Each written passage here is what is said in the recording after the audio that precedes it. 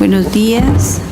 Se abre la audiencia en vista pública en el expediente número 628-2016, formado por apelación de sentencia en el amparo promovido por el Ministerio Público por medio de la Fiscalía Especial contra la Impunidad en Guatemala, contra la Sala de la Corte de Apelaciones del Ramo Penal de Procesos de Mayor Riesgo y de Extinción de Dominio. El secretario general adjunto dará lectura a la parte conducente de las consideraciones, la parte resolutiva del fallo apelado y efectuará las advertencias reglamentarias de la presente audiencia. La Corte Suprema de Justicia, Cámara de Amparo y Antejuicio, al dictar sentencia de 3 de noviembre de 2015, consideró: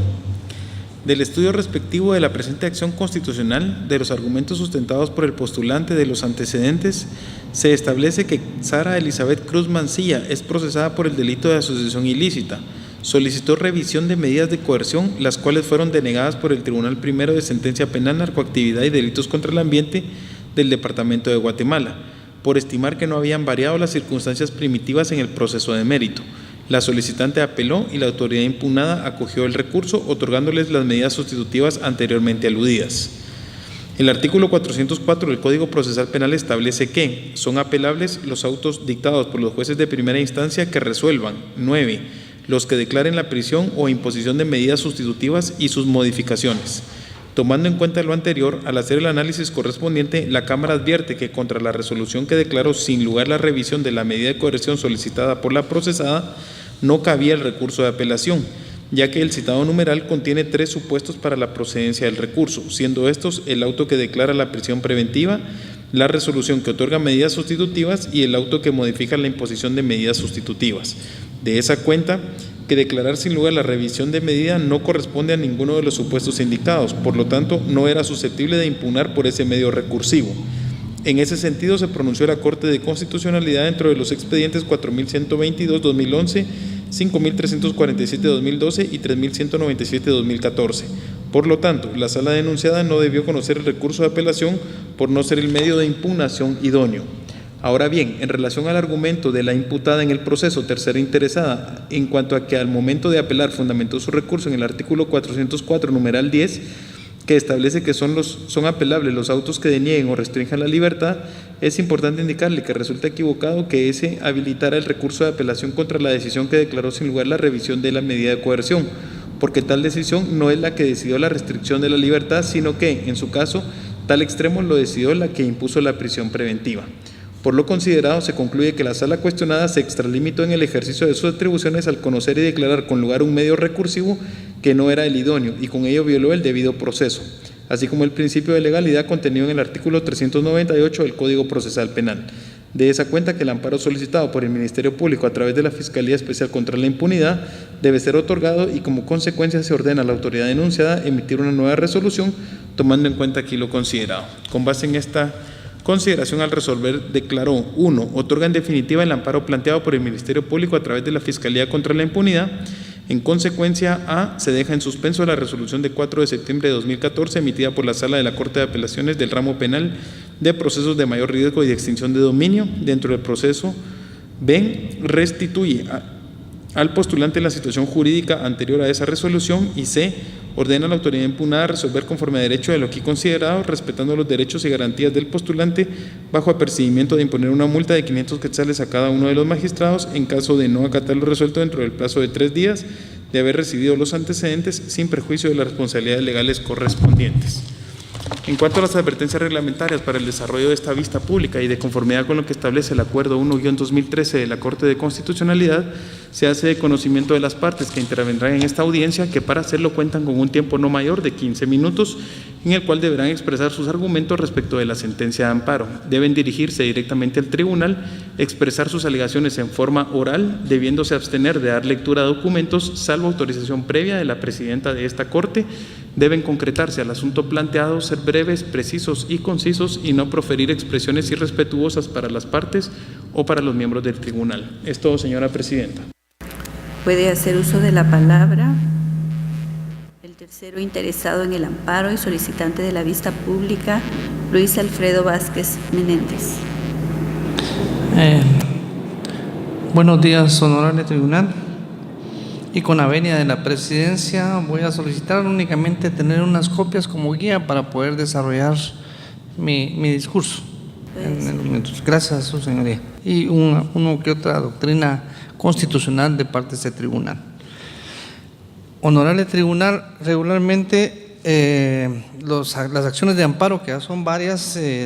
yo regularmente no vengo a vistas públicas, regularmente lo hago por escrito, pero este caso me interesó bastante por el mismo hecho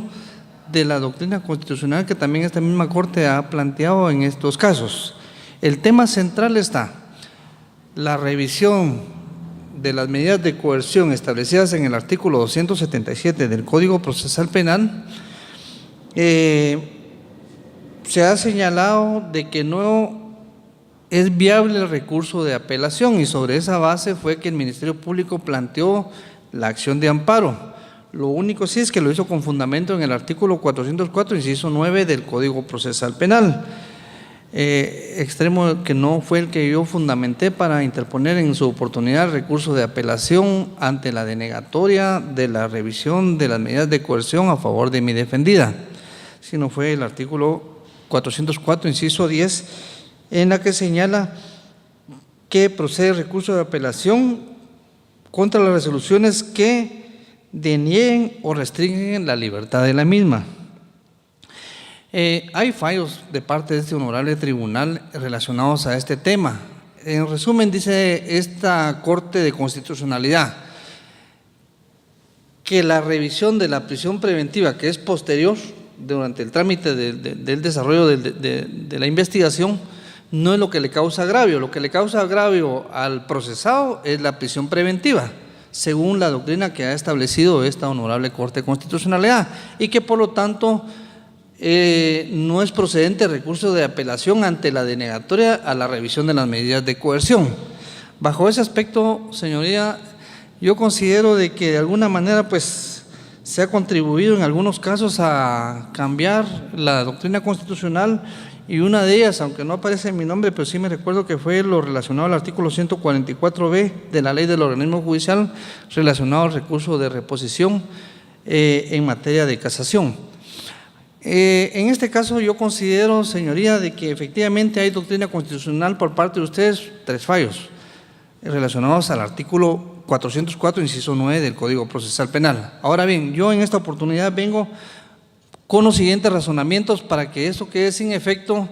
y que se proceda a conocer los recursos de apelación cuando los jueces denieguen la revisión de la medida de coerción y consecuentemente el otorgamiento de las medidas sustitutivas por las siguientes razones. El primer razonamiento que yo hago relacionado a ese tema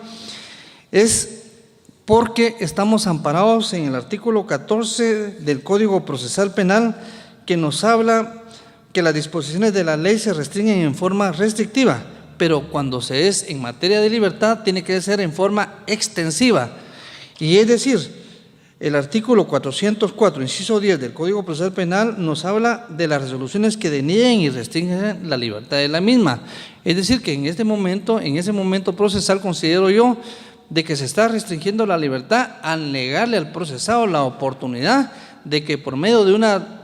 audiencia de revisión de la medida de coerción él pueda obtener su libertad. Entonces sí es aplicable el artículo 14 porque debe interpretarse en forma extensiva, porque así lo permite la norma del artículo 14 del Código Procesal Penal. También el artículo 9, inciso 3 del Pacto Internacional de Derechos Civiles y Políticos establece que la prisión preventiva de las personas que hayan de ser juzgadas no debe ser la regla general, pero su libertad podrá ser subordinada a ciertas garantías que también se aplican en este caso, mediante se le dé cumplimiento a las garantías que informan. El tercer fundamento para interpretar en forma extensiva la ley en relación al artículo 404, inciso 10 del Código Procesal Penal, para que proceda el recurso de apelación cuando se deniegue la libertad o se deniegue la medida de revisión, es precisamente un fallo reciente de ustedes, honorable tribunal, emitido en la sentencia de fecha 28 de julio del año 2015, expediente 6108-2015, en el proceso que enderezó el señor Roberto Eduardo Barreda de León en contra de la Fiscal General de la República, donde ustedes hicieron un análisis meticuloso, un análisis bastante amplio que ha sido motivo de discusiones dentro de los abogados por lo extenso y lo garantista que fue este fallo. Pero en este fallo ustedes mencionan básica y esencialmente el principio pro libertati, que se debe aplicar en cuanto a la protección a la vida humana, a la integridad, a la solidaridad humana, a la igualdad en el derecho. Entonces, estos tres fallos considero yo que son para que ustedes en esta oportunidad interpreten el artículo 404, inciso 10 del Código Procesal Penal en el sentido de que procede el recurso de apelación porque la denegatoria, la revisión de las medidas de coerción deniegan la libertad o restringen la libertad de la misma. Ese sería el primer argumento que tenemos. El segundo argumento que yo planteo, señores magistrados, es que se nos niega a través de que no se dé el recurso de apelación ante la denegatoria de una medida de revisión la facultad de recurrir a una segunda instancia. Y está violando el artículo 46 de la Constitución Política de la República de Guatemala en relación a los tratados internacionales en materia de derechos humanos. Y el artículo 25 de la Convención Americana sobre Derechos Humanos nos señala que toda persona tiene derecho a un recurso sencillo, rápido o cualquier otro recurso efectivo ante los jueces o tribunales competentes para que los ampare contra actos que violan sus derechos fundamentales. En este caso, señores magistrados, si se nos niega el derecho de la apelación, se nos está delegando el derecho de recurrir ante un tribunal superior para que conozca de la decisión de un juzgado de primer grado. Y también, como consecuencia de esa negatoria, también tenemos la violación al artículo 211 del Código Procesal Penal, que dice que en ningún proceso habrá más de dos instancias y el magistrado en dos instancias. En este caso, señores magistrados, si la doctrina se mantiene de que la revisión, la denegatoria, la revisión de la medida de coerción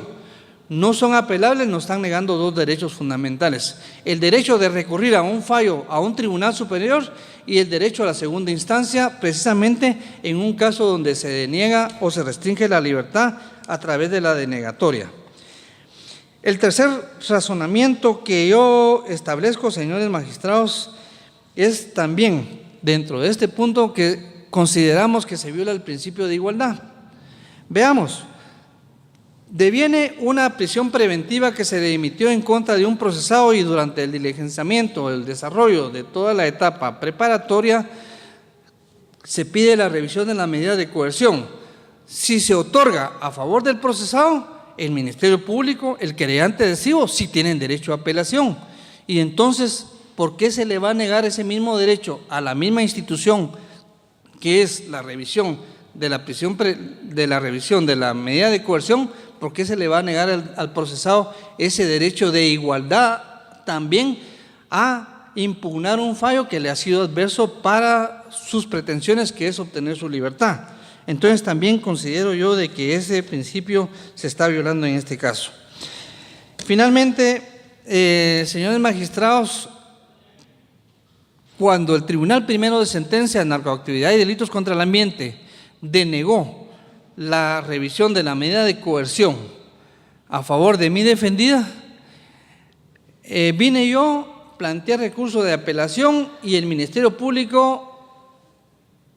ni siquiera puso una actividad procesal defectuosa, un recurso de reposición, aduciendo de que el recurso de apelación era inviable en esta clase de situaciones por las razones que hemos venido platicando. Lo dejaron pasar, dejaron que una sala de apelaciones conociera del caso, no impugnaron nada, es decir, tácitamente ellos aceptaron de que el recurso de apelación era viable porque no lo impugnaron cuando el tribunal de sentencia lo otorgó. Hasta el momento en que les fue adverso, cuando la sala de apelaciones revocó la denegatoria y sí otorgó las medidas sustitutivas, vinieron y ellos plantearon amparo, pero los recursos, los remedios de la jurisdicción ordinaria, ellos no lo agotaron. Y entonces considero yo de que también desde ese punto de vista hay una aceptación por parte del Ministerio Público y querellantes adhesivos en que el recurso de apelación era viable en esa oportunidad. Y finalmente, señores magistrados, el día de hoy mi procesada ya fue procesada por el Tribunal de Sentencia, Narcoactividad y Delitos contra el Ambiente, Grupo C, por procesos de mayor riesgo. En sentencia fecha 8 de enero de este año, dictaron una sentencia de carácter condenatoria en contra de ella, pero en la parte resolutiva mantienen que ella quede en libertad hasta que el mismo cause ejecutoria. En consecuencia, por esta misma razón, considero ya de que un tribunal también está diciendo de que ella se mantenga en libertad y por lo tanto, de alguna manera considero yo de que ese recurso de amparo ha quedado sin materia. Entonces, mi petición formal ante los argumentos anteriormente relacionados, señoría honorable tribunal, es que se declare con lugar el recurso de apelación que he interpuesto en contra de la sentencia de primer grado anteriormente relacionado, que se declare en definitiva sin lugar la acción de amparo. 3, que se mantenga incólume el acto reclamado por parte del Ministerio Público, y los argumentos que yo he mencionado considero, honorable tribunal, que podrían variar la doctrina que este honorable tribunal ha sustentado, porque negarle en primera instancia al procesado el derecho de recurrir a un tribunal superior ante la restricción de su libertad, ante la esperanza que él tiene porque las condiciones primitivas han variado, sería negarles esos derechos constitucionales a los que yo he mencionado. Esto, honorable tribunal. Puede hacer uso de la palabra la Comisión Internacional contra la Impunidad en Guatemala por medio de la mandataria judicial con representación Ligia María del Valle Vega. Buenos días, honorables magistrados de la Corte de Constitucionalidad, personal auxiliar de la Corte, partes procesales. También solicito la autorización para la utilización de material de apoyo para mi exposición y la lectura de algunos extractos específicos de la jurisprudencia establecida por esta Corte. Quiero iniciar mi exposición haciendo referencia a un principio establecido en la jurisprudencia de la Corte con relación al debido proceso y el derecho de defensa. En la sentencia del 28 de agosto de 2008, dentro del expediente 3149-2007, la Corte estableció: resulta agraviante de derechos fundamentales y violatorio del principio jurídico del debido proceso y por ende de la tutela de defensa de las partes procesales una resolución de autoridad judicial que se dicta con exceso en el uso de las facultades legales que le son conferidas por la norma jurídica que rige ese actar. En ese sentido, debemos preguntarnos si la autoridad impugnada, al emitir el acto reclamado, actuó en exceso del uso de sus facultades conferidas dentro de la ley. Mi representada considera que sí, por las siguientes razones. Primero, lo relacionado con la doctrina legal. Como se pudo apreciar de la lectura de la sentencia venida en grado y también como lo mencionó el apelante en esta acción constitucional, la interpretación de las normas de la Constitución y de otras leyes contenidas en las sentencias de la Corte Constitucional sienta doctrina legal cuando existen 3 fallos contestes en el mismo sentido. Y esta doctrina legal es de observancia obligatoria para los demás tribunales jurisdiccionales. En este caso, con relación a la naturaleza de la resolución que deniega la revisión de las medidas de coerción, la Corte se ha manifestado en expedientes como el 1453-2011, los expedientes acumulados 4122 y 4128-2012, el 2156-2012 y el 5347-2012, estableciendo que esta no tiene una naturaleza que pueda ser recurrible por 2 aspectos específicos. Uno, porque como lo mencionaron al citar el fallo apelado, esta no impone la medida de prisión preventiva, no establece una medida sustitutiva o la modifica. Y con relación al numeral 10 del artículo 404 del Código Procesal Penal, esta no restringe la libertad, sino que es la resolución original que establece la medida de coerción de prisión preventiva la que realmente restringe ese derecho de la libertad. En ese sentido, consideramos que la sentencia de amparo venida en grado es correcta y acertada al otorgar la protección constitucional al Ministerio Público, ya que tiene obligación de observar la doctrina legal establecida por esta honorable Corte.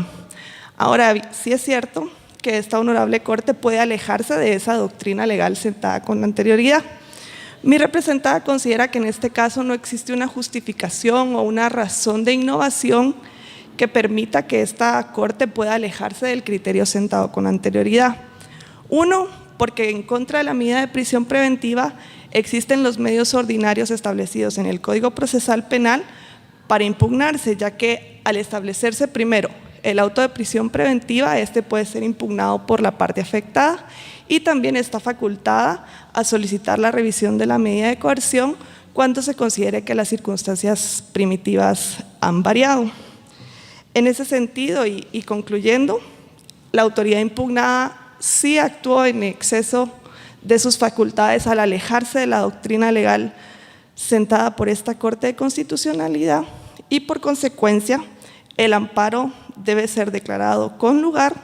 La apelación presentada por la señora o el abogado defensor de la señora Sara Cruz Mancilla debe ser declarado sin lugar y se debe ordenar a la autoridad impugnada que emita el fallo que en derecho corresponde de conformidad con los argumentos antes vertidos. Muchísimas gracias.